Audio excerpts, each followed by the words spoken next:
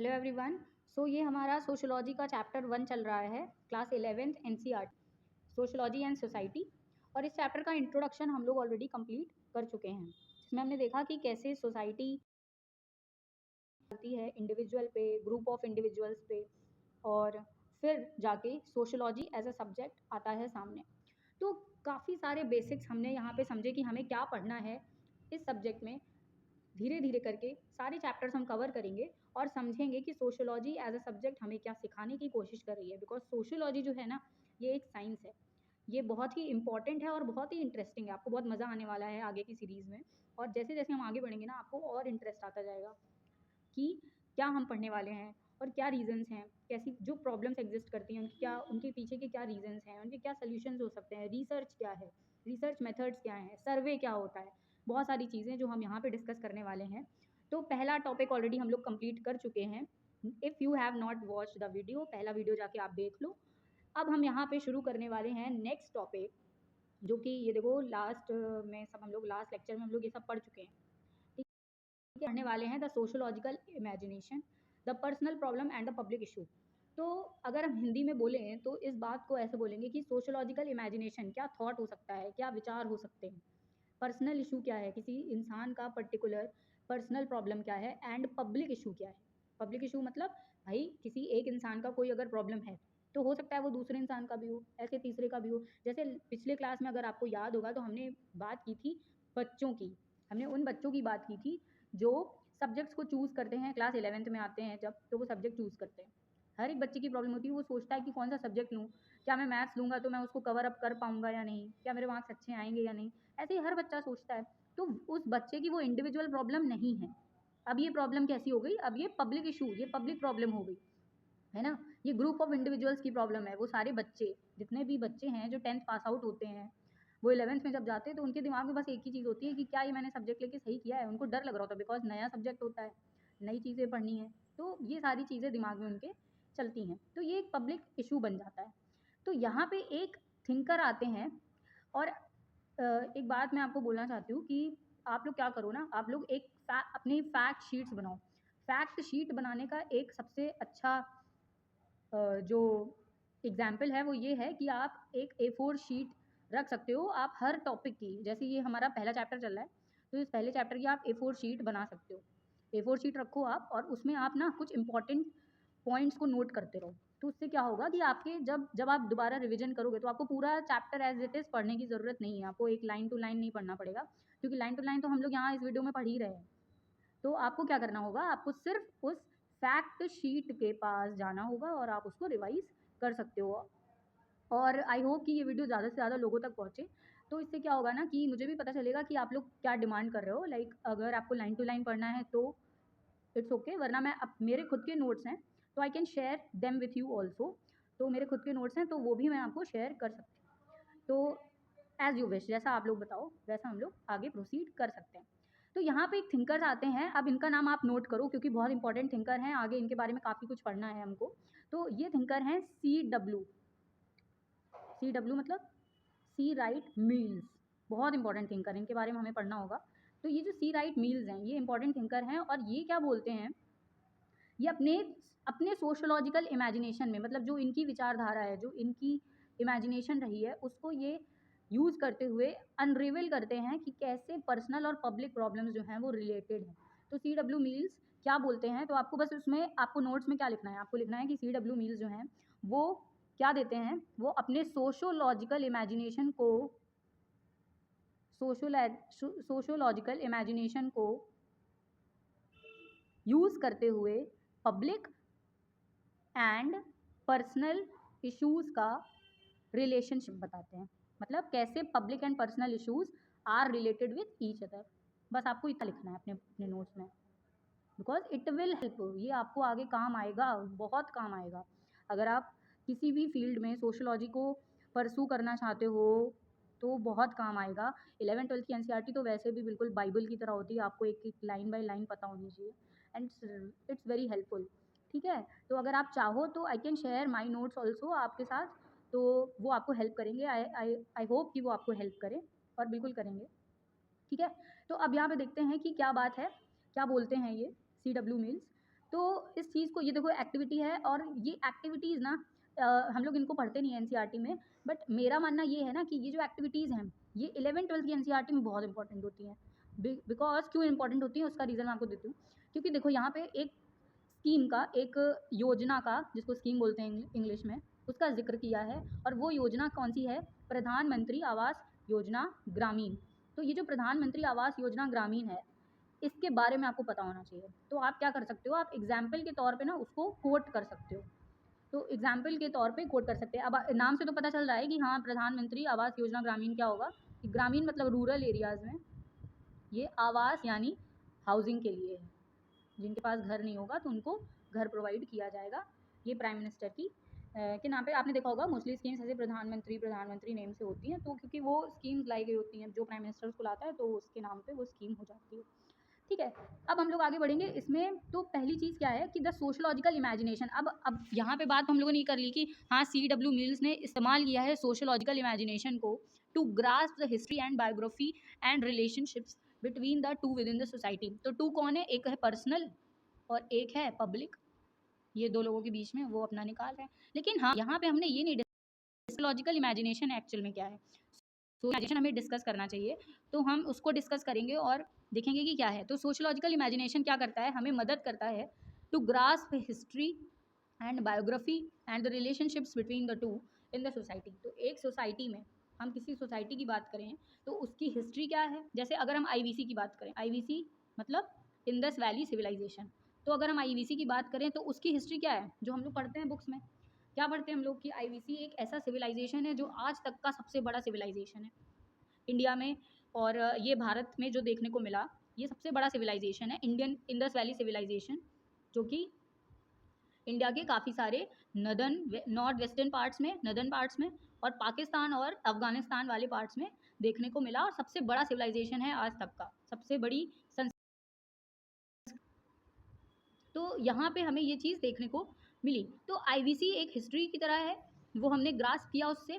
And biography क्या है? Biography मतलब अगर हम बात करें तो बायोग्राफी की अगर हम बात करें तो यहाँ पे ये बोल रहे हैं कि वहाँ के लोगों की बायोग्राफी क्या है ना? तो वहाँ के लोगों की बायोग्राफी क्या है, वो चीज़ हमें यहाँ से समझने को मिलती है। किससे समझने को मिलती है? सोशलॉजिकल इमेजिनेशन से। तो यहाँ पे हम सोशलॉजिकल इमेजिनेशन क्या मदद कर रहा है उस बारे में पढ़ रहे हैं, उस बारे में हम जान रहे हैं। सोशलॉजिकल इमेजिनेशन क्या है, हम उस बारे में जान रहे हैं। ये चीज़ इंपॉर्टेंट है। ठीक है, इसके बाद क्या है? Perhaps the most fruitful distinction with which the sociological imagination works is between the personal troubles of the milieu and the public issues of social structure। public issues क्या हैं, personal issues क्या हैं, social structure, ये सारे जो ना words आ रहे हैं, ये keywords हैं, बहुत इंपॉर्टेंट हैं ये। जैसे सोशल स्ट्रक्चर क्या है, सोशल स्ट्रक्चर जो हम आगे पढ़ेंगे भी। सोशल देखो, अब नॉर्मल अगर जिसने सोशलॉजी एज अ सब्जेक्ट नहीं पढ़ा है तो वो तो बोलेगा कि हाँ, सोसाइटी जो स्ट्रक्चर है सोसाइटी का, वो हमारा सोशल स्ट्रक्चर है। लेकिन ऐसा नहीं है, सोसाइटी का स्ट्रक्चर सोशल स्ट्रक्चर नहीं होता है। क्या है कि यहाँ पे कई फैक्टर्स हैं जो हमें पढ़ने होंगे, तो वो चीज़ें जब हम पढ़ेंगे ना तब सोशल स्ट्रक्चर की एक्चुअल डेफिनेशन हम पढ़ेंगे। और सोशलॉजी के टर्म्स में हर चीज़ वैसी नहीं होती है जो कॉमन सेंस पे आप लगा सकते हो दिमाग की, अरे ये चीज़ ऐसी होगी, नहीं। सोशलॉजी थोड़ा डिफर करती है उन चीज़ों से, क्योंकि सोशलॉजी ना आपको फैक्ट बेस्ड देती है नॉलेज। हमने ये कल बात की थी कि सोशलॉजी जो है वो क्या करती है, सोशलॉजी हमें कैसा नॉलेज देती है? एम्पिरिकल नॉलेज देती है। एम्पिरिकल मतलब होता है रिसर्च बेस्ड। एम्पिरिकल मतलब रिसर्च बेस्ड, यानी कोई रिसर्चर है, सोशलॉजिस्ट है, उसने किसी चीज़ पर रिसर्च किया होगा, तब वो आपको चेन ऑफ थॉट्स दे रहा है, चेन ऑफ नॉलेज दे रहा है। ऐसे ही नहीं है। इसीलिए सोशलॉजी को book of knowledge, body of knowledge भी बोलते हैं। बॉडी ऑफ नॉलेज, जिसको हम लोग BOK भी बोल सकते हैं शॉर्ट फॉर्म में। Sociology is not a subject only, it's a body of knowledge. तो ये चीज़ है, ये चीज़ ध्यान रखो, ये कीवर्ड्स आप अपने नोट्स में लिखते रहो। So it will help you for sure कि जब आप आंसर्स लिखोगे तो आपको बहुत मदद मिलने वाली है। एनरिचिंग होते हैं ये वर्ड्स जो आप देखने को मिलेंगे। कैपिटलिज्म क्या है, ये सारी चीज़ें हम लोग देखेंगे आगे। बट अभी, और ये चैप्टर ना, जो फर्स्ट चैप्टर है, ये अपने में ही काफ़ी बड़ा चैप्टर है, तो इसको धीरे धीरे कंप्लीट करेंगे, क्योंकि यहाँ पे ये बेसिक्स है, पहला चैप्टर है, और इसको अच्छे से समझेंगे तभी हम आगे जाके कीवर्ड्स के साथ साथ और सोशलॉजी को समझ पाएंगे। ठीक है, अब क्या है? Troubles occur with in the character of the individual and with in the range of his immediate relations with others. तो ट्रबल्स मतलब प्रॉब्लम्स आती हैं, ठीक है, with in the character of individual and with in the range of his immediate relations with others. आपने देखा होगा कोई भी इंडिविजुअल है, उसके जितने लोगों के साथ रिलेशंस होंगे उनके साथ कुछ ना कुछ इश्यूज तो आएगा, बिकॉज सब सेपरेट है ना, हर इंसान अलग है, हर इंसान अलग है, सबके थॉट्स नहीं मिलते, तो इश्यूज क्यों आते हैं? बिकॉज ऑफ वेरिएशंस हैं इन थॉट्स, लोग क्या सोच रहे हैं, तो हर एक इंसान एक जैसा नहीं सोचता है, बस इसीलिए वेरिएशंस आते हैं। और ये चीज़ बहुत क्लैरिटी से हमारी सोसाइटी, हमारी सोशोलॉजी इस चीज़ को एक्सप्लेन करती है, ठीक है। They have to do with his self and with those limited areas of social life of which he is directly and personally aware. जो एक स्फीयर है ना, जो आपको बना के दे दिया जाता है कि आपको इसी के अंदर काम करना है, और आप अवेयर हो उस चीज़ से, तब प्रॉब्लम्स आती हैं कि आपको पता है कि यार इस स्फीयर के बाहर तो मैं जा ही नहीं सकता, इस चीज़ के बाहर यहाँ पे मुझे रेस्ट्रिक्शंस मिल रहे हैं, मैं नहीं जा सकता। लाइक एक फैमिली है, ठीक है, तो फैमिली क्या करती है, चिल्ड्रन पे रेस्ट्रिक्शंस लगाती है, ठीक है। जैसे रेस्ट्रिक्शन का एग्जाम्पल ले लो, रात के 8 बजे के बाद कोई बाहर नहीं रहेगा, है ना, 8 बजे से पहले सब लोग घर आ जाओ। आप हॉस्टल में हो, वहाँ पे रेस्ट्रिक्शंस होते हैं, 8 बजे गेट बंद हो जाएगा, सबको आ जाना है। तो ये आप अवेयर हो ना इन रेस्ट्रिक्शन से कि यार 8 बजे के पहले पहुँच जाना है ना, तो इन चीज़ों से आप अवेयर हो। तो ये लिमिटेड एरियाज़ में आपको काम करना है, जो कि आप डायरेक्टली और पर्सनली अवेयर हो, ठीक है। तब आती हैं प्रॉब्लम्स। अब आप 8 बजे के बाद आ रहे हो, तब प्रॉब्लम आएगी। प्रॉब्लम क्या आएगी? आपको वार्डन पकड़ लेंगे, कहेंगे चलो पनिशमेंट मिलती है अब तुमको, ठीक है। तो ये सारी चीज़ें हैं, तब ट्रबल्स आते हैं। तो इन्होंने बहुत अच्छे से देखो एक्सप्लेन किया हुआ है। एनसीईआरटी की खासियत ही यही है कि एक एक लाइन में ना डीप मीनिंग्स होते हैं, आपको उन्हीं को निकालना है, ठीक है। Issues have to do with matters and transcend these local environments of the individual and the range of his inner life. इन इशूज़ को, इन मैटर्स से डील करना है एंड ट्रांसेंड करना है लोकल इन्वायरमेंट्स को of the individual and range of his inner life. उसकी रेंज क्या है इनर लाइफ की, उसको वो लेकर आएगा सामने, ठीक है। The facts of contemporary history are also facts about the success and the failure of an individual, man and women. Contemporary history ये है जो साथ साथ चलती चली आ रही है, जो हम लोग पढ़ रहे हैं कंटेम्प्रेरी हिस्ट्री के बारे में। तो उसमें हम ये देखते हैं कि हाँ, कोई मैन है, कोई विमेन है, तो वो कैसे फेल हो रहा है, कैसे वो इंडिविजुअल मैन या वुमेन है, वो कैसे फेल हुआ है और कैसे सक्सीड हुआ है इन लाइफ। लाइक अगर हम बहुत नॉर्मल सी बात करें ना, तो जब हमारी सोसाइटी, अब इस चीज़ को बहुत अच्छे से समझिएगा प्लीज़ कंसंट्रेशन के साथ, क्योंकि यहीं से ना सोसाइटी सोशोलॉजी की वो है कि सोशोलॉजी कैसे सामने आई एज अ सब्जेक्ट, यहीं से बस सोशोलॉजी की ग्रोथ है और सोशोलॉजी यहीं से बॉर्न होती है। आपको ये चीज़ बहुत अच्छे से समझनी पड़ेगी कि पीछे के फैक्टर्स क्या हैं भाई, कि सोशोलॉजी क्यों आई, क्यों लाना पड़ा, ठीक है। तो अब यहाँ पे समझते हैं कि पहली चीज़ कि जब हमारी सोसाइटी इंडस्ट्रियलाइज्ड हो रही थी, इंडस्ट्रियलाइज मतलब जब इंडस्ट्रीज बन रही थी, ठीक है। अब यहाँ पे हम अपनी सोसाइटी, आप इंडियन सोसाइटी से भी रिलेट कर सकते हो, उसको रिलेट हम साथ साथ करेंगे। यहाँ पे नहीं दिया होगा लेकिन हम करेंगे, क्यों? क्योंकि वो चीज़ हमें बहुत हेल्प करेगी चीज़ों को समझने के लिए, ठीक है। तो इंडस्ट्रियलाइजेशन सबसे पहले स्टार्ट होता है ब्रिटेन में, यानी इंग्लैंड में, ठीक है, क्योंकि ब्रिटिश यहाँ पे तब उस टाइम आ चुके थे। ये हम 18th सेंचुरी की बात कर रहे हैं और उस टाइम इंडिया पे ब्रिटिश रूल था, ठीक है। अच्छे से समझेंगे इस चीज़ को क्योंकि बहुत इंपॉर्टेंट है, और आपको ये क्वेश्चन भी आएगा और उसको हम लोग लास्ट में एक्सरसाइज करेंगे जब, तब देखेंगे कि हाँ क्या क्वेश्चंस यहाँ से बन सकते हैं, ठीक है। तो इंडस्ट्रियलाइज होती है जब सोसाइटी इन इंग्लैंड, सबसे पहले इंडस्ट्रियलाइजेशन आता है, वहाँ पे इंडस्ट्री सेटअप होती हैं। अब कॉमन मैन जो कि मिडिल क्लास, अच्छा मिडिल क्लास ना पहले एग्जिस्ट नहीं करती थी, ठीक है। तो मिडिल क्लास का इमरजेंस जो है ना वो भी हम पढ़ेंगे, बहुत इंटरेस्टिंग है। इसको जितने अच्छे से आप ग्रास्प कर पाओ ना, जितने अच्छे से आप समझ पाओ, बस वहीं पे बिल्कुल मज़ा है सोशोलॉजी का, ठीक है। तो आती क्या बात है कि मैन एंड वीमेन जो हैं, मैन एंड वीमेन का उस टाइम पे रोल क्या होता है कि जब इंडस्ट्रियलाइजेशन आता है, गरीब या रूरल मैन जो होते हैं जिनको काम की तलाश होती है, और विमेन भी, वो इंडस्ट्रीज़ में जाके वर्क करने लगते हैं। जब वो लोग इंडस्ट्रीज़ में जाके वर्क करते हैं तो उससे क्या होता है, उससे होता है क्राउडिंग। कहाँ पे? इन इंडस्ट्रीज़। क्राउडिंग इन इंडस्ट्रीज़, भेड़ चाल हो जाती है इंडस्ट्रीज़ में, इतने सारे लेबर आ जाते हैं, इतने सारे लेबर आ जाते हैं जिनको काम चाहिए होता है, क्योंकि लोगों को ज़रूरत थी काम की, तो उनको इतना सारा काम चाहिए होता है, तो इंडस्ट्रीज़ में जाके सब काम करने लगते हैं। जब इंडस्ट्रीज़ में जाके सब काम करने लगते हैं तो इंडस्ट्रीज़ के जो मालिक हैं, यानी जो कैपिटलिस्ट हैं, अब आप यहाँ पे चीज़ों को समझोगे, अभी तक आपने शायद ये नाम नहीं सुने होंगे, तो और जिनको इन चीज़ों के बारे में पता है, जिनको सिर्फ रिवाइज करना है साथ साथ, तो वो इस वीडियो को 2x पे देख सकते हो, है ना। आप 2x पे देख लो, 1.5x पे देख लो, जितने में आपको स्पीड समझ में आती है आप उसमें वीडियो को देख सकते हो। बट जिन्होंने अभी तक नहीं पढ़ा है, जिनको सोशोलॉजी के बारे में कुछ नहीं मालूम है, हम उनके लिए ये चीज़ कर रहे हैं, ठीक है, एक एक वर्ड को एक्सप्लेन कर रहे हैं। कैपिटलिस्ट कौन होते हैं? कैपिटलिस्ट वो होते हैं जो रिच मैन होते हैं। आप यहाँ से बस इतना समझ लो अभी कि रिच मैन होते हैं। इनकी कैपिटलिज्म मतलब ये रिच मैन होते हैं, इनकी इंडस्ट्रीज होती है, ये मालिक होते हैं इंडस्ट्रीज के, ये मालिक होते हैं, ठीक है। प्राइवेट प्लेयर्स होते हैं जिनको हम आज के ज़माने में प्राइवेट प्लेयर्स बोल सकते हैं, है ना। तो ये कैपिटलिस्ट हैं। ये क्या करते थे, जब देख रहे थे कि भाई लेबरों की तो कमी है नहीं, तो पुअर वर्किंग कंडीशंस देते थे। अब यहाँ पे ना ये फेलियर्स हैं जो हम लोग अभी पढ़े हैं ना, ऊपर लाइन में हम लोगों ने अभी क्या देखा कि फेलियर्स क्या हैं, ये भी हमने देखा ना। ये देखिए, ये हमने देखा यहाँ पे, इसको पहले मैं इरेज कर दूँ ना क्योंकि फिर ये हटता नहीं है, ठीक है। तो इसको हम लोगों ने देखा यहाँ पे, ये देखिए यहाँ पे लिखा है कि the facts of contemporary society are about the success and failure of individual man and women, ठीक है। तो क्या सक्सेस और फेलियर है? सक्सेस ये हुई कि उनको काम मिल गया, अगर हम नॉर्मल भाषा में देखें तो, है ना।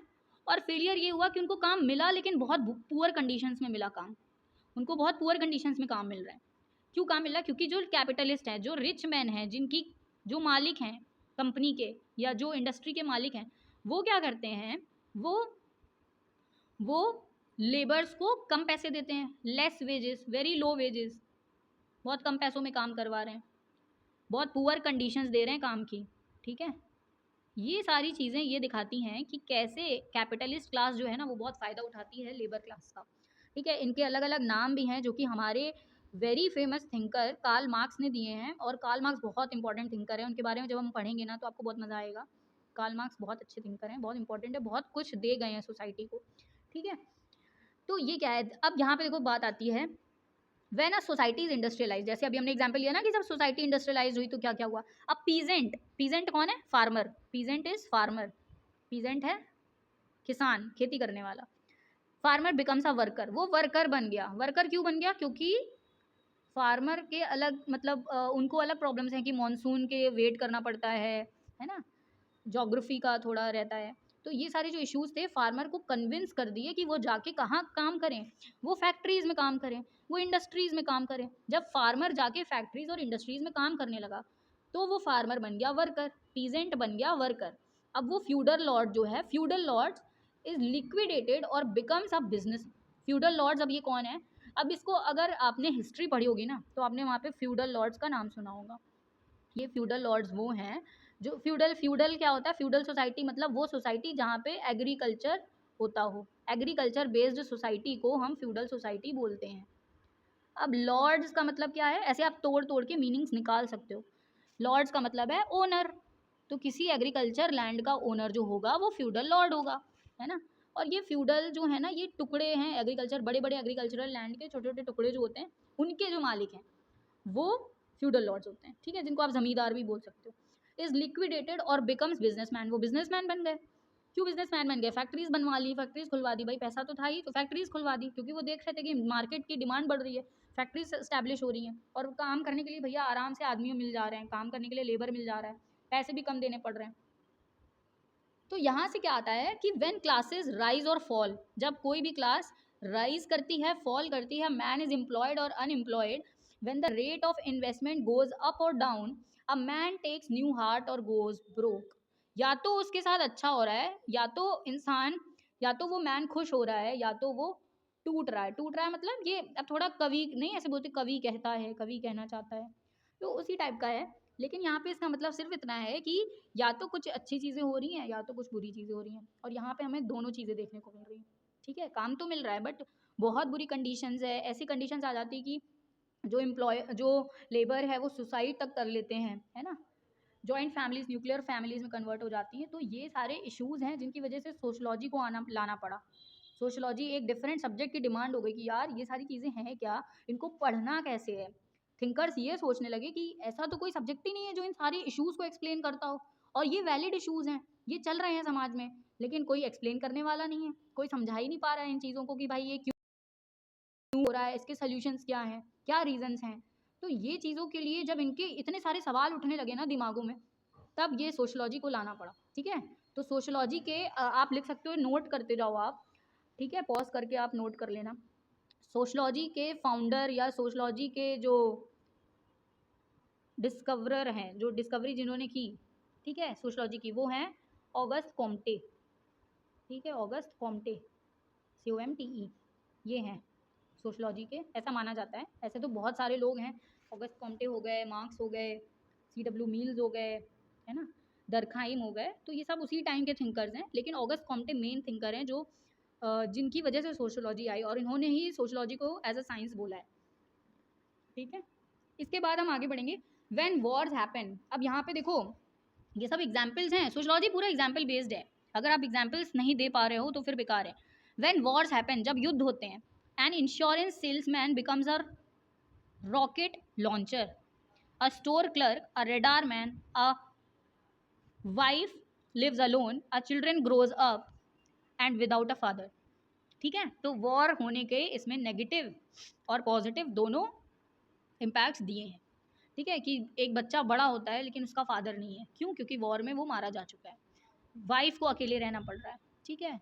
ये सारी चीज़ें हैं। Neither the life of an individual, ना तो उस इंडिविजुअल की लाइफ, ना तो history of the society can be understood without understanding both. क्या इन दोनों चीज़ों को आप समझ सकते हो विदाउट अंडरस्टैंडिंग द बोथ, कि यार ये वॉर और ये सब जो वॉर के आफ्टर इम्पैक्ट्स हैं, जो वॉर के आफ्टर इफेक्ट्स हैं, इनकी ये क्यों हो रहे हैं, क्या रीजंस हैं, जब तक आप उस इंसान की लाइफ को ना समझो, जब तक आप सोसाइटी को ना समझो, जब तक आप उसकी हिस्ट्री को ना समझो। हो सकता है क्या ऐसा? नहीं हो सकता, बिल्कुल पॉसिबल ही नहीं है, ठीक है। कि भाई कोई युद्ध होता है तो वो क्यों हो रहा है, उस युद्ध के होने के काफ़ी सारे रीजंस होंगे, तो आपको उसको समझना है, यानी आप हिस्ट्री को समझ रहे हो, आप सोसाइटी को समझ रहे हो ना, कि भाई सोसाइटी में ये दिक्कतें थी तब ये युद्ध हुआ, ठीक है। अब उस इंडिविजुअल का क्या रोल था उस युद्ध में, वो क्या था, वो सिपाही था, कमांडर था, क्या था वो, ठीक है।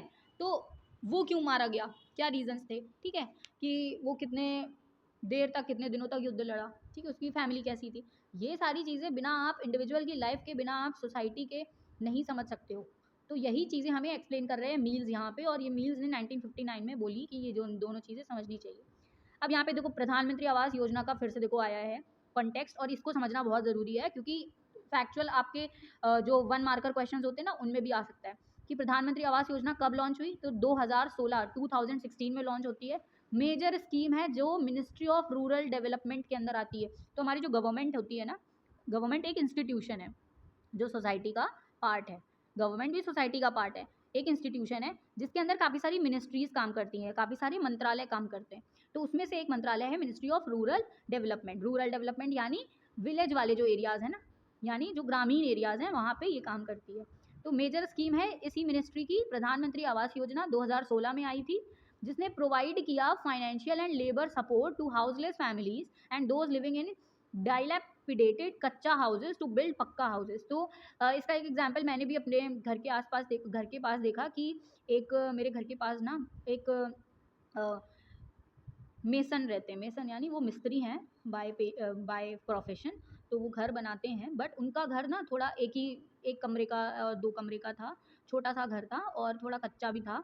तो उनको इसी योजना के तहत कुछ 2-3 लाख रुपए दिए गए थे, तो उसी वजह से उन्होंने अब घर बना लिया और उनका घर अब 2 मंजिल का हो गया है, ठीक है। तो काफ़ी सारे लोगों को इसका फ़ायदा भी हुआ है, करोड़्स में इसका मतलब जो टर्नओवर था वो भी था, कि काफ़ी सारा बजट में इसको इंक्लूड किया गया था। अभी एक्सटेंशन भी दिया गया था 2021 में, 5 साल की बाद जब गवर्नमेंट दोबारा आई है, तो इस 2021 में इसको दोबारा एक्सटेंशन दिया गया है ना, ठीक है। मतलब 2021 में इसको एक्सटेंशन किया गया था जब नया बजट आया था, ठीक है। अब हमने ये चीज़ समझ ली कि हाँ ये क्या है। अब इससे हमें क्या समझ में आता है, can you think of other issues that show the connection between personal problem and public issues. तो यहाँ पे अब अगर आप आइडेंटिफाई कर पाओ पर्सनल प्रॉब्लम और पब्लिक इशू को, बहुत बहुत सेंसिटिव और बहुत ध्यान से समझने वाला टॉपिक है ये, कि पर्सनल इशू यहाँ से इस आवास योजना से हमें पर्सनल इशू क्या समझ में आ रहा है और पब्लिक इशू क्या समझ में आ रहा है, यही आपको कंक्लूड करना है as a researcher in society. Sociology जब आप लेते हो ना, तो आपको यही तो पता होना चाहिए, ठीक है। आप कंक्लूड कर रहे हो चीज़ों को देख के, ना कि खुद के इमेजिनेशन बेस्ड, ना कि खुद के विचारों से, नहीं, ठीक है। तो पर्सनल क्या इश्यूज दिख रहा है यहाँ पे, कि कोई इंडिविजुअल हैं, कई सारे इंडिविजुअल्स हैं जिनके पास रहने के लिए घर नहीं है, दे हैव नो हाउस और a house without proper facilities, without proper infrastructure, no house और विदाउट इंफ्रा मतलब इंफ्रास्ट्रक्चर, घर सही से नहीं बना है, कच्चा घर है, ये सारी चीज़ें। पब्लिक इशू कब बनता है? जब ऐसे कई सारे इंडिविजुअल्स के साथ ये प्रॉब्लम हो कि उनके पास घर नहीं है। ऐसे ये एक इंडिविजुअल के साथ प्रॉब्लम नहीं हो, कई सारे इंडिविजुअल्स के साथ हो, लाखों लोगों के पास घर नहीं था, तो बहुत सारे लाखों लोगों को ये जो आवास योजना है इसने बेनिफिट पहुंचाया है, ठीक है? ये गवर्नमेंट डेटा कहता है, ये मैं नहीं कह रही। तो पब्लिक इशू जो था ये था कि कई लोगों के पास घर नहीं है, लिविंग फैसिलिटीज़ नहीं है, तो उनको क्यों ना कुछ फाइनेंशियल सपोर्ट किया जाए या घर या लैंड दिया जाए। लैंड तो नहीं, घर दिया गया है बल्कि। तो ऐसा ऐसा जी आपने अच्छा पंचायत सीरीज़ भी देखी होगी ना? पंचायत मोस्टली लोगों ने देखी होगी, पंचायत सीरीज़ जो है, तो काफ़ी अच्छी सीरीज़ है, ठीक है? पंचायत का जो सीज़न 2 है, उसमें अगर आपने देखा हो तो फर्स्ट या सेकंड, आई थिंक सेकंड या थर्ड एपिसोड है, सेकंड या थर्ड एपिसोड में, उसमें ये अब तो यूट्यूब पे भी फ्री हो गई है। तो इसमें ये दिखाया गया है कि एक जो वो बूढ़ी दादी होती है ना, तो वो अपने बेटे के लिए उनके पास बहुत छोटा-सा घर होता है, एक ही कमरे का घर होता है, तो उसमें उनका गुज़ारा हो नहीं पा रहा होता है। मतलब वो होती हैं, उनका बेटा होता है, उनकी बहू होती है और उनका छोटा-सा पोता होता है, ठीक है? तो गुज़ारा नहीं हो पा रहा होता, तो सरकार की यही आवास योजना वाली स्कीम होती है, तो उनको इस बारे में पता चलता है। भाई गाँव की बात है ना, तो उस गाँव में जब उनको इस बारे में पता चला, फुलेरा नाम है गाँव का, फुलेरा, गाँव फुलेरा है, और पंचायत सीरीज़ में अगर आपने देखी हो तो आपको पता ही होगा। तो उसमें क्या होता है, तो वो उस योजना का, मतलब इस आवास योजना का वो बेनिफिट पाने के लिए ना वो एक झूठा नाटक करते हैं। आपने देखा होगा, एक नाटक करती हैं वो, अपने बेटे से लड़ाई कर लेती हैं, मतलब झूठा होता है, झूठा दिखा रही होती है वो, फेक कर रही होती है कि लोगों को, गाँव वालों को ऐसा लगे कि मेरे बेटे ने मुझे निकाल दिया है घर से और अब मेरे पास रहने के लिए घर नहीं है, तो सरकार उन्हें घर दे देगी। तो ऐसी कई सारी ओल्ड वुमेन हैं जिनको घर दिया गया और उनको घर मिलता भी है, उनको घर मिल भी जाता है। कुल उस गाँव में आई थिंक 25 लोगों को घर मिलता है और उसमें से उनका नाम भी होता है। तो मिल जाता है, बट बाद में उनको ये इस चीज़ का रियलाइज़ेशन होता है कि उन्होंने झूठ बोला है, उनके बेटे ने ऐसा कुछ नहीं किया है, उनके बेटे ने तो नहीं निकाला था, वो बल्कि बोल रहा है कि ऐसा नहीं करते हैं। तो मतलब ये चीज़ें हैं, तो यहाँ पे आपको अब देखो यही रिलेट कर रहे हैं ना, सोशियोलॉजी कैसे रिलेट कर रही है। आप जो स्कीम्स पढ़ रहे हो, जब आप रिलेट कर पाओगे ना चीज़ों को, और मज़ा आता है पढ़ने में, और फिर समझ में आता है कि हाँ, आपकी पढ़ाई कहीं हेल्प कर रही है, वरना फिर कोई बात ही नहीं। ठीक है, पढ़ तो बहुत सारे लोग रहे हैं। तो अब तीसरे टॉपिक पे आते हैं। देखो चैप्टर बहुत बड़ा है, इसको ख़त्म करना है। 30 मिनट्स हो चुके हैं वीडियो को, और प्लीज़ उसको आप अब अगर आप चाहो तो इसको 1.5x पे देख सकते हो। प्लूरैलिटीज़ एंड इनइक्वालिटीज़ अमंग सोसाइटी, हम इस टॉपिक को आज इस वीडियो में ज़रूर कंप्लीट कर लेंगे। थर्ड टॉपिक है, बिकॉज़ बहुत सारे टॉपिक्स हैं इसके अंदर। तो pluralities and inequalities among societies क्या है कि in the contemporary world we belong in a sense to more than one society. क्या हम सिर्फ एक सोसाइटी से बिलोंग करते हैं? नहीं।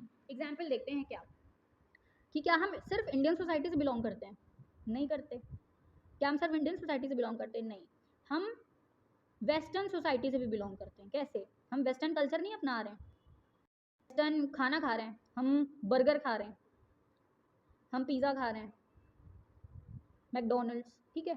तो ये जो मैकडोनल्डाइजेशन है ना, ये of the society, McDonaldization of society, sorry for the pronunciation, थोड़ा लंबा वर्ड हो जाता है। तो इसकी वजह से क्या हो रहा है कि हमारी सोसाइटी वेस्टर्न से लिंक हो रही है। तो क्या हम सिर्फ इंडियन सोसाइटी से बिलोंग करते हैं? नहीं, हम वेस्टर्न सोसाइटी से बिलोंग करते हैं। एक और एग्जाम्पल, जो हमारा मोहल्ला है, हम जिस गली में रहते हैं, हमारा मोहल्ला जो है, क्या हम सिर्फ उसी से बिलोंग करते हैं? नहीं, हम अपने रिलेशंस, जो हमारे रिलेटिव्स हैं, वहाँ से भी बिलोंग करते हैं। जब हम उनके यहाँ जाते हैं तो वहाँ के अगल बगल के लोग भी जान जाते हैं कि अच्छा ये लोग आए हुए हैं, हम लोग उनसे हाय हेलो करते हैं, मिलने जाते हैं। तो बिल्कुल हम एक सोसाइटी से बिलोंग करते ही नहीं हैं, है ना, हम कई सोसाइटी से बिलोंग करते हैं। ठीक है, हम मॉडर्न सोसाइटी से भी बिलोंग करते हैं। कैसे? अगर कोई गाँव का बंदा माइग्रेशन करके किसी अर्बन एरिया में अर्बन सेटलमेंट करता है, तो फिर क्या वो अपने गाँव को भूल जाता है? नहीं, वो अपने रूरल सोसाइटी से भी बिलोंग करता है, अर्बन सोसाइटी से भी बिलोंग करता है। तो एक से ज़्यादा सोसाइटीज से इंडिविजुअल बिलोंग करता है। When amidst foreigners, reference to our society may mean Indian society, but when amongst fellow Indians we may use the term our society to denote a linguistic or ethnic community, a religious or caste or tribal society. तो हम क्या बोलते हैं? हमारे लोग हैं। हम बोलते हैं ना कि अरे ये तो हमारे लोग हैं, हमारे लोग हैं मतलब ये तो हमारे अपने हैं। अपने मतलब हमारी भाषा बोलते हैं, हमारे तरीके के कपड़े पहनते हैं, हमारे जैसा खाना खाते हैं, ये चीज़ें। अब जैसे कोई पंजाबी है, पंजाबी, वो कनाडा चला जाता है, बहुत सारे पंजाबीज़ हैं बाय द वे कनाडा में। तो पंजाबी कोई कनाडा चला जाता है, वहाँ सेटल हो जाता है, कई सारे पंजाबीज़ हैं। फिर कोई दूसरा पंजाबी कनाडा चला जाता है, शिफ्ट हो जाता है, तो वो पंजाबी उसको जानता होगा अगर, तो वो बोलेगा, नहीं भी जानता होगा तो वो बोलेगा अरे ये तो हमारे पंजाब के हैं, अपने पंजाब से आए हैं, है ना। तो तो क्या वो हमारे लोग हैं, वो फिर कल्चर हो जाता है, फिर वो सारे पंजाबी जितने इंडिया से गए हुए होते हैं वो सब एक कम्युनिटी बिलोंग करने लगते हैं ना, एक कम्युनिटी बन जाती है। तो ethnic community, linguistic community, ethnic मतलब एक ही जगह के लोग, एक ही जैसे लोग, ठीक है। लिंग्विस्टिक मतलब एक ही भाषा बोलने वाले लोग, रिलीजियस मतलब एक ही धर्म को मानने वाले लोग, कास्ट मतलब एक ही कास्ट के लोग, और ट्राइबल मतलब, ट्राइबल तो आप जानते हो आदिवासी या ट्राइबल, अच्छा आदिवासी मतलब नहीं बोलना चाहिए, लेकिन हाँ ट्राइबल ग्रुप्स होते काफ़ी सारे तो हम उनको आदिवासी से लिंक कर लेते हैं, बट ऐसा नहीं है, ट्राइबल सोसाइटीज काफ़ी सारी हैं और सिर्फ उनको आदिवासी नहीं बोलना चाहिए, ठीक है। This diversity makes deciding which society we are talking about difficult. इस डाइवर्सिटी से हमारी सोसाइटी जो है किसके बारे में बात कर रहे हैं ये डिफिकल्ट हो जाता है। अब इंडिया में आप किस सोसाइटी के बारे में बात कर रहे हो? इंडिया में तो ट्राइबल्स भी हैं, इंडिया में तो पंजाबीज भी हैं, इंडिया में तो हिंदूज भी हैं, इंडिया में तो मुस्लिम्स भी हैं, तो आप किस सोसाइटी के बारे में बात कर रहे हो? ये थोड़ा मुश्किल हो जाता है। But perhaps this difficulty of mapping society is not confined to sociologist alone, as a comment below will show. क्या शो कर रहा है देखते हैं। While reflecting on what to focus on in his films, the great Indian film maker Satyajit Ray, बहुत famous maker हैं सत्यजीत रे, I think ये इनको ऑस्कर भी मिला है, ठीक है, हाँ ऑस्कर भी इनको मिला है। What should you put in your films, तो उनसे क्या है, इंडियन फिल्म मेकर सत्यजीत रे वंडर्ड, क्या वो देखते हैं, what should you put in your films, what can you leave out, क्या रखना चाहिए क्या छोड़ना चाहिए। Would you leave the city behind and go to the village where cows graze in the endless field, लंबी चौड़ी फसल हो रही है जहाँ पे बहुत बड़े बड़े खेत हैं, and a shepherd plays the flute, shepherd मतलब जो शेफर्ड होते हैं ना, जो भेड़े चराते हैं, वो फ्लूट प्ले कर रहे हैं। You can make a film here that would be pure and fresh and have the delicate rhythm of a boatman song, और would you rather go back in time way back to epics where the gods and demons took sides in the great battle where brother killed brothers, है ना। Brother killed brothers का सबसे best example आप देखो क्या है, महाभारत, हमारा epic है महाभारत, उसमें क्या है, भाई भाई को मार देता है, ठीक है। और would you rather stay where you are, या फिर आप आज में रहना चाहते हो, right in the present in the heart of this monstrous teeming bewildering society and try to orchestrate its dizzying contrast of sight and sound and the milieu. तो ये यहाँ से हमें क्या बता रहे हैं, ये यहाँ से ये बोल रहे हैं कि आप क्या चीज़ें रखनी है क्या चीज़ें नहीं रखनी है, ये एक टिपिकल सा सवाल है। This question of what to focus in the society is indeed central to sociology. Main question तो यही है कि क्या फोकस करें। वी कैन टेक सत्यजीत रे comments further and wonder weather his depiction of the village is romantic. ये romantic वाला romantic नहीं है जो आप लोग समझ रहे होगे, ये रोमांटिक मतलब अच्छा लगने वाला है। कि डेपिक्शन ऑफ विलेज क्या है, जो उन्होंने विलेज का डेपिक्शन दिया कि इतना लंबा खेत है, वहाँ पे शेफर्ड फ्लूट प्ले कर रहा है, बोटमैन गाना गा रहा है, मतलब एक अच्छा इमेज क्रिएट हो रही है। तो ये क्या सच में है, ऐसा सोशोलॉजिस्ट बोल रहे हैं कि लेट्स सी कि सत्यजीत रे ने जो कमेंट किया क्या वो सच में है, विलेज को जो उन्होंने बोला है क्या वो सच में है। It would be interesting to contrast this with a sociologist account of Dalit in the village below. अब इसको कॉन्ट्रास्ट कर रहा है सोशोलॉजिस्ट का अकाउंट जो कि एक दलित के बेस पे है। The first time I saw him he was sitting on the dusty road in front of the small, अब ये आपको शायद दिख नहीं रहा होगा ना बिकॉज ये लिखा है जो ये आ जाता है सामने, ठीक है कोई बात नहीं, हम रीड कर रहे हैं तो आप उसको समझ सकते हो एक बार में, नहीं तो फिर हिंदी में तो एक्सप्लेन हो ही जाएगा। In front of the small thatch roofed tea shops in the village with his glass and saucer placed conspicuously behind him, a silent signal to the shopkeeper that the untouchable wanted to buy some tea.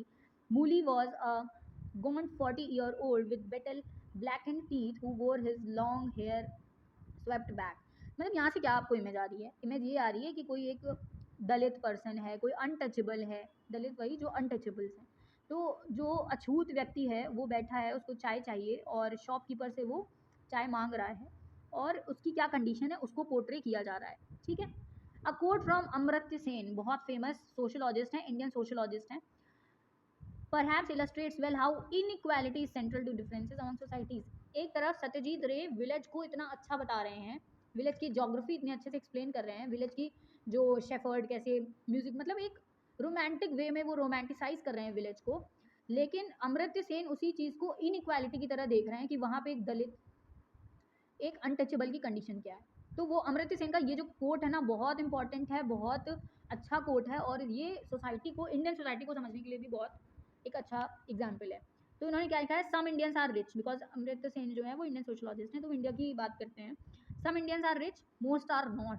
वो कह रहे हैं कुछ लोग rich हैं but mostly लोग नहीं हैं, मतलब इंडियन सोसाइटी पुअर है। Some are very well educated, कुछ तो बहुत वेल एजुकेटेड है, अदर्स आर इलिटरेट। सम, अब कुछ लोगों की बात कर रहे हैं, some lead easily lives of luxury, कुछ लोग बहुत ऐश और आराम की ज़िंदगी जी रहे हैं, लेकिन कुछ हार्ड फॉर लिटिल रिवॉर्ड, छोटे छोटे रिवॉर्ड्स के लिए उनको बड़ा मेहनत करनी पड़ रही है। सम आर पॉलिटिकली पावरफुल, कुछ लोगों के पास पॉलिटिकल पावर है, किसी के पास तो कुछ नहीं है कि वो इन्फ्लुएंस कर पाए लोगों को। Some have great opportunities for advancement in life, और कुछ लोग लैक जाते हैं इन चीज़ों को all together. Some are treated with respect by the police, कुछ लोगों को पुलिस रिस्पेक्ट से पेश आती है, कुछ लोगों को पुलिस मारती है। These are different kind of inequality, ये इनक्वालिटीज़ के उन्होंने बहुत ही कम में बहुत ही बड़े इनक्वालिटीज़ के एग्जाम्पल्स दे दिए हैं, and each of them requires special attention. और ये बिल्कुल सही बात है ना। अब बस इस चीज़ को हम लोग कंक्लूड करेंगे यहाँ पे, इसको फटाफट से देख के, कि हंगर किल्स द वर्ड। क्या है क्रॉनिक हंगर? क्रॉनिक मतलब जो बहुत लंबे समय से चला आ रहा हो, क्रॉनिक मतलब लंबे समय से, क्रॉनिक डिजीज़ वो होती है जो अंत ही नहीं हो रहा है, जिनको क्योर नहीं किया जा सकता। Hunger killed 6 million people world wide in 2005, 2005 में ये स्थिति थी कि इतना गरीबी, इतना हंगर था कि लोग मर रहे थे, ठीक है। Hunger and related diseases claim more lives than AIDS, malaria and tuberculosis combined. इन तीनों से मरने वाले लोगों की संख्या, हंगर से मरने वाली लोगों की संख्या से बहुत कम थी। इन हैती, हैती एक अभी भी इतना वल्नरेबल रीजन है, हैती में अटैक्स होते रहते हैं बाकायदा, बहुत मतलब वल्नरेबल रीजन है। अब 5 year old younger dies of malnutrition, malnutrition की वजह से वो 5 साल का बच्चा मर जाता है। Solving the problem of child hunger की टू एंडिंग वर्ल्ड हंगर, ठीक है। तो इस प्रॉब्लम, ये एक सोशल प्रॉब्लम है ना, हंगर, हंगर कोई इंडिविजुअल प्रॉब्लम सिर्फ नहीं है, सोशल प्रॉब्लम हो गया, hunger is a social problem, ठीक है। Providing relief to an estimated 100 million deprived children would cost about $5 billion a year. 100 million deprive children को रिलीफ प्रोवाइड करने के लिए, यहाँ पे सिर्फ रिलीफ की बात हो रही है, ऐसे नहीं बोल रहे कि बिल्कुल न्यूट्रिशियस फूड दे देंगे ये वो ऐसे करके नहीं, 5 बिलियन अ ईयर। और आप ये इस इमेज से देखो, ये जो बच्चा है, हड्डियाँ दिख रही हैं इसकी, मतलब आप इसको कोई ऑफेंस से नहीं देखना है, इसको ना मजाक बनाना है इस चीज़ का। आप ये देखो कि हंगर की कितनी बुरी कंडीशन है, कि मतलब बिल्कुल उसके बॉडी में कुछ जान नहीं है, स्कल जैसा उसका सर दिख रहा है, आइज़ से देखो, मतलब आइज़ रो रही हैं, मतलब एक मुंह दिखाया गया ना यहाँ से कि कैसे वो रो रही हैं, ठीक है। ये चीज़ें हैं, ये आप देख सकते हो कंडीशन क्या है, फार्मर्स जो काम कर रहे हैं, ये हॉस्पिटल्स की कंडीशन देख सकते हो। ये आप देखो कि यहाँ पे कैसे मील में काम हो रहा है ना, ये ब्रिक्स को तोड़ा जा रहा है, ठीक है। India is ranked amongst the top 10 obese countries. Obese मतलब फैटी, जिनको फैट की बीमारी होती है ना, जो मोटे रहते हैं। And what's the starting is that delights like gorge on food that leads पेट रिलेटेड प्रॉब्लम, ठीक है। फूड पे ऐसा फूड खाना जिससे बट मिलता। तो ये सारी चीज़ें ना, यहाँ तक जो हमने फैक्टर जो अभी तक हमने यहाँ यहाँ से देखा, यहाँ तक पढ़ा, उससे हमें क्या समझ में आता है कि सोसाइटी कैसी है। बस हम अभी तो हम सिर्फ उसी चीज़ को देख रहे हैं कि सोसाइटी कैसी है, सोशोलॉजिकल इमेजिनेशन क्या है। हमने आज देखा कि कंटेम्प्रेरी वर्ल्ड में कैसे एक तरफ सक्सेस मिल रही है और एक तरफ फेलियर मिल रहा है, कैसे एक तरफ खुश हैं लोग, एक तरफ दुखी हैं, ठीक है। कैसे मैन एंड वुमेन काम कर रहे हैं इन द इंडस्ट्रीज और कैपिटलिस्ट उनका फ़ायदा उठा रहे हैं। हमने ये देखा, हमने प्लूरलिटीज़ और इनक्वालिटीज़ अमंग सोसाइटीज़ देखी। इसमें हमने सबसे बेस्ट एग्जाम्पल देखा जो कि अमर्त्य सेन का है। अब ये अमर्त्य सेन का जो एग्जाम्पल है इनक्वालिटीज़ बेस्ड का, वो कॉन्ट्राडिक्ट करता है, वो कॉन्ट्रास्ट है किसका, वो एक तरीके क्या,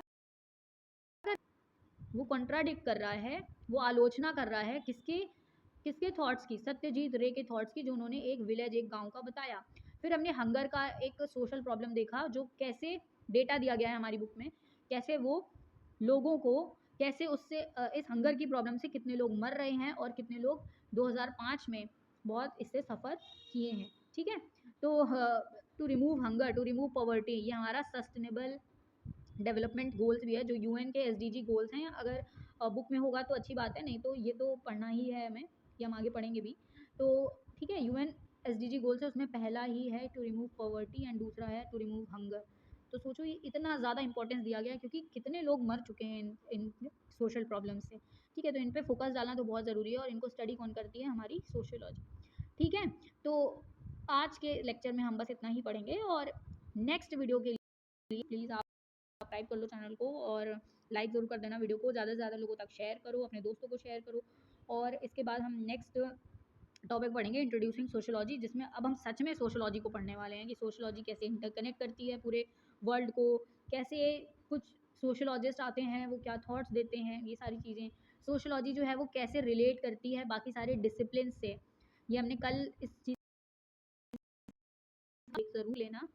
कैसे सोशियोलॉजी जो है वो बाकी सारे डिसिप्लिन में, आप पॉलिटिकल साइंस ले सकते हो, साइकोलॉजी है, कॉमन सेंस है, और इकोनॉमी है, ये सारे डिसिप्लिन्स हैं जिनसे सोसाइटी रिलेट करती है, जिनसे सोशियोलॉजी रिलेट करती है, वो सब भी हमें इसी चैप्टर में पढ़ना है। बहुत बड़ा चैप्टर है, इंपॉर्टेंट भी है। और एंड करेंगे हम इस बुक की, देखो आप अगर आप देख सकते हो तो ये 12th पेज पे, 12वें पेज पे एक पोएम टाइप की लिखी हुई है। देखो आप, तो ये एक सोशियोलॉजी एक सोसाइटी का एक दर्पण है। ये पोएम जो है, ये कविता सोशियोलॉजी सोसाइटी का दर्पण है, जो कि हमें दिखा रही है कि कैसे समाज जो है ना वो कैसा है, कैसी सोसाइटी है।